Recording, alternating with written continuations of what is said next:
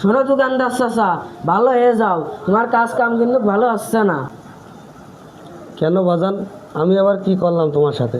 কি করলে মানে নাটক করো? কালকে রাত্রিবেলায় আমার ছোট ভাই সাইডে ডিম নিয়ে গেছে।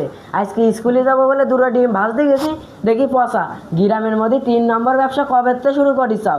ফাইজলেমি মারো, তোমার ব্যবসা বলে সব বন্ধ করে দেবো। বাজান, আমি তো ডিম কিনি এই খোলস দেখে, কোম্পানিতে যেরকম আসে আমি সেরকম কিনে নিয়ে চলে আসি। এখন এই ডিমের মধ্যেই কিরাম আছে আমি কি করে কব বাজান? এ তো উপর আল্লাহ ছাড়া কেউ করতে পারবে না। এর মধ্যে ভালো মন্দ উপর আল্লাহই জানে। তুমি যেভাবে কলে বাপ, আমার খুব কষ্ট লেগেছে বাজান।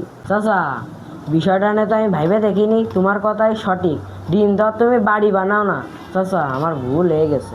দেখো বাবা, দুনিয়ায় অনেক ধরনের দোষ আছে, সব দোষ এক রকমের হয় না। তাই কথা বলার আগে একটু ভাইবে চিনতে বুঝে কথা বলতে হয়। কারণ কথাই জাত, কথাই ভাত, কথাই জয়, কথাই ক্ষয়। কথার কারণে জেল ফাঁসও হয়, এমনকি মৃত্যু হতে পারে। তাই কথাবার্তা বলতে হয় একটু সুন্দরভাবে, বুঝে শুনে। মানুষই তো আমরা, তাই না বাপ? খারাপ মাল এলে দোকানদারকে দোষ দিও না ভাই, সে তো শুধু হালাল রিজিকের খোঁজে বিক্রি করে যায়। ভুল হলে কোম্পানির, বিচার আল্লাহর হাতে। মানুষকে নয়, ন্যায়কে বিশ্বাস করে যায়।